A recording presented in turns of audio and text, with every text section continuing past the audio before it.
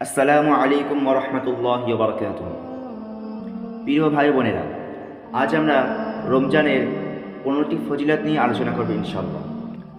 আরবি বছরের নবম মাস হচ্ছে রমজান মাস। ইসলামে 12 মাসের মধ্যে রমজান একটি অন্যান্য মর্যাদার অধিকারী।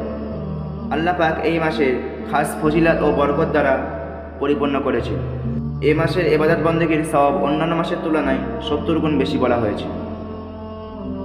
এই মাসে রোজা রাখা মুসলমানদের উপর ফরজ করা হয়েছে। পবিত্র কোরআন মাজিদে আল্লাহ তাআলা ইরশাদ করেছেন, বিসমিল্লাহির রহমানির রহিম, ইয়া আইয়ুহাল্লাযীনা আমানু কুতিবা আলাইকুমুস সিয়ামু কামা কুতিবা আলাল্লাযীনা মিন ক্বাবলিকুম লাআল্লাকুম তাত্তাকুন। অর্থাৎ, হে বিশ্বাসী বান্দাগণ, তোমাদের উপর রোজা রাখা ফরজ করা হয়েছে যেমন তোমাদের পূর্ববর্তীগণের উপর ফরজ করা হয়েছিল, যাতে তোমরা আল্লাহ তাআলাকে ভয় করো। সুতরাং রোজা রাখার মাধ্যমে আল্লাহর নির্দেশিত 2টি ফরজ আদায় করা হয়। প্রথমত ফরজ রোজা আদায় করা হয় এবং দ্বিতীয়ত ফরজ রোজা আদায়ের নিয়ত করা হয়। নাম্বার 1, রোজার প্রতিদান স্বয়ং আল্লাহ তাআলা নিজে দেবেন। আল্লাহ তাআলা বলেন, বান্দা একমাত্র আমার জন্য তার পানাহার বর্জন করে, রোজা আমার জন্যই, আমি নিজেই এর পুরস্কার দেব। নাম্বার 2, কিয়ামতের দিন রোজাদারদের জন্য একটি বিশেষ পানির হাউস থাকবে, যেখানে রোজাদার ব্যতীত অন্য কারোর আগমন ঘটবে না।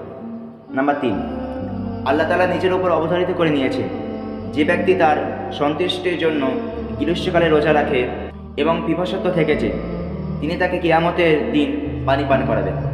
নাম্বার 4, যে ব্যক্তি আল্লাহ তাআলার সন্তুষ্টির কামনায় একদিন রোজা রাখবে, পরে তার মৃত্যু হলে সে জান্নাতে প্রবেশ করবে। নাম্বার 5, জান্নাতের একটি স্পেশাল দরজা রয়েছে, যার নাম হলো রায়্যান। এই দরজা দিয়ে কেবল রোজাদারগণই প্রবেশ করবে। সুবহানাল্লাহ। নাম্বার 6, রোজাদারগণ রায়্যান নামক গেট দিয়ে প্রবেশ করে জান্নাতের পানি পান করবে, তারপর থেকে আর কখনো তারা পিপাসার্ত হবে না। নাম্বার 7, রোজা জাহান্নাম থেকে রক্ষাকারী ঢাল। আল্লাহ তাআলা বলেন, রোজা হলো ঢাল, বান্দা এ দ্বারা নিজেকে জাহান্নামের আগুন থেকে রক্ষা করবে। নাম্বার 8, রোজা কিয়ামতের দিন বান্দার জন্য সুপারিশ করবে। রোজা বলবে, হে আমার রব, আমি তাকে খাদ্য ও যৌন উপভোগ থেকে বিরত রেখেছি, অতএব তার ব্যাপারে আমার সুপারিশ গ্রহণ করুন। নবী করিম সাল্লাল্লাহু আলাইহি ওয়াসাল্লাম বলেন, অতঃপর তার সুপারিশ গ্রহণ করা হবে। নাম্বার 9, ইমানের সাথে সওয়াবের আশায় রমজানে রোজা রাখলে পূর্ববর্তী গুনাহসমূহ ক্ষমা করে দেওয়া হয়। নাম্বার 10, ইমানের সাথে সওয়াবের আশায় রমজানে রোজা রাখলে পরবর্তী গুনাহসমূহ ক্ষমা করে দেওয়া হবে। নাম্বার 11, রোজাদারের মুখের দুর্গন্ধ আল্লাহ তাআলার কাছে মিশকের সুগন্ধির চেয়েও অধিক সুগন্ধময়। নাম্বার 12, রোজাদারের জন্য স্পেশাল 2টি আনন্দের মুহূর্ত রয়েছে। 1, যখন সে ইফতার করে তখন ইফতারের কারণে আনন্দ পায়। নাম্বার 2, যখন সে তার রবের সাথে মিলিত হবে তখন তার রোজার পুরস্কারের লাভের কারণে আনন্দিত হইবে।